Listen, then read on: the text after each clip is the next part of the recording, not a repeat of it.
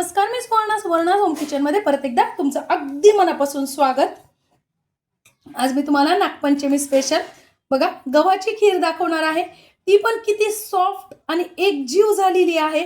इतकी सुंदर खीर अगदी सोप्या पद्धतीने फक्त 5 ते 10 मिनिटात आपण ही खीर इतकी झटपट अशी बनवू शकतो। अजिबात भांड्यांचा पसारा न घालता, अजिबात गहू कुटून कांडण भिजत ठेवायची नाही, कांडण कुटण करायचं नाही।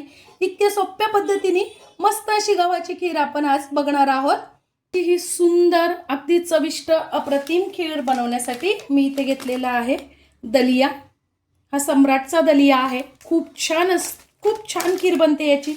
पूर्वी होती कुटायचं कांडायचं खूप त्रासदायक होतं सगळ्या गोष्टी, पण आता तसं अजिबात राहिलेलं नाहीये। खूप सोप्या पद्धतीने आपल्याला गहू बाजारात सहज मिळतात।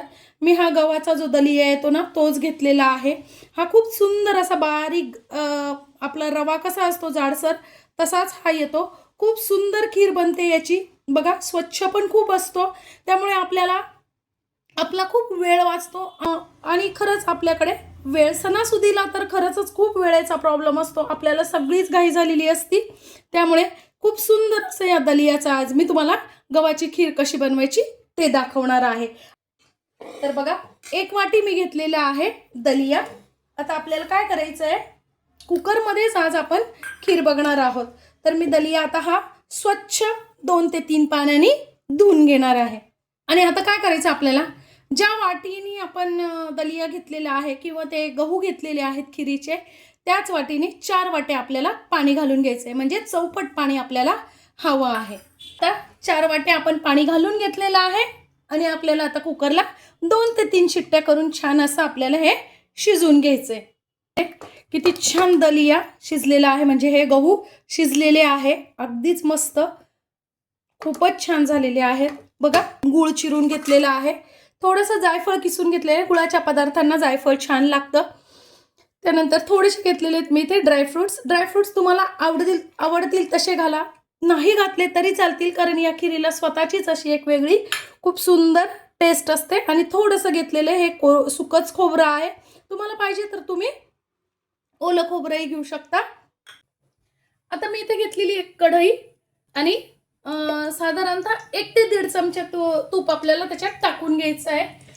ड्रायफ्रुट्स आपल्याला थोडेसे तुपामध्ये फ्राय करून घ्यायचे आहेत, म्हणजे जेव्हा ते खमंग कुरकुरीत लागतात ना खिरीवरती, खूप सुंदर लागतात टेस्टला। मग ते मऊ आवडत असेल ना तर जेव्हा आपण गहू ठेवतो ना कुकरमध्ये शिजायला, त्यावेळेसच जर तुम्ही त्यात टाकून घेतले तरीही चालतील, किंवा मग असे जर तुम्हाला कुरकुरीत खमंग आवडत असेल ना तर तुम्ही असे थोडेसे फ्राय करून घेतले तरी छान लागतात। मी बघा छान ब्राऊन कलरचे झालेत, काढून घ्यायचे। आता काय करायचं आपल्याला, जेवढी बनवायची असेल ना तेवढी टाकून घ्यायची, तुपावरती छान परतून घ्यायची। आणि जर तुम्हाला जास्तीची बनवायची नसेल ना तर तुम्ही 2 दिवस अशी फ्रीज मध्ये करून ठेवू शकता। बघा मी आता थोडीशीच बनवायची आत्तापुरती तेवढीच घेतली आहे, बाकीची मी ठेवून देणार आहे। आता फक्त 2च मिनिटं आपल्याला ही तुपावरती छान अशी घोटून घ्यायची आहे। वा, खूप सुंदर वास येतोय। जितके आपण गहू घेतलेले असतात ना तितकाच आपल्याला गूळ घ्यायचा आहे। तुम्हाला जर थोडंसं जास्ती गोड आवडत असेल तर तुम्ही थोडासा जास्तीचा घेतला तरीही चालेल। वा, तरी चालेल। तुम्हाला साखर आवडत असेल तर तुम्ही अर्धा गूळ अर्धी साखर घातली तरीही चालेल, ते पण छान लागतं। आणि मीडियम गॅसवर छान आता आपल्याला हे शिजवून घ्यायचं आहे। आता यातच टाकून घ्यायचं आपल्याला आपण जे खोबरं घेतलेलं आहे ना ते, आणि टाकून घ्यायचंय थोडंसं जायफळ। तुम्ही इथे वेलची पण घालू शकता, केशरही घालू शकता, तुम्हाला आवडेल तसं। आणि टाकून घ्यायचेत आपल्याला ड्रायफ्रुट्स। बघा आता ही अशीच तुम्हाला आवडत असेल तर तुम्ही या पद्धतीने ही खीर पण आपली तयार झालेली आहे, तुम्ही अशीच खाऊ शकता। किंवा मग काय करायचं आहे, जेव्हा आपल्याला खायचं असेल ना त्यावेळेस मी तुम्हाला दाखवते, दूध टाकून आवडत असेल तर ती कशी खायची। आता बघा काय करायचंय, जर तुम्हाला दूध टाकून आवडत असेल ना ही खीर अशी पण खूप छान लागते, पण काय होतं, बऱ्याच जणांना दूध टाकून पण आवडते. पण काय करायचं आहे, दूध टाकताना ही पूर्णपणे ज्यावेळेस आपल्याला अगदी वेळेवर खायची असेल ना त्यावेळेसच दूध टाकायचं आहे, नाहीतर मग काय होतं, गुळ असल्यामुळे दूध फाटण्याची शक्यता असते. आता दूध माझं पूर्णपणे गार आहे आणि खीर थोडीशी कोंबट झालेली आहे. आता काय करायचं, आपल्याला वेळेवर दूध टाकून घ्यायचंय बघा, या पद्धतीने. म्हणजे जर तुम्ही असं केलं ना तर दूध अजिबात फाटत नाही आणि खीर पण चांगली राहते आपली. वा,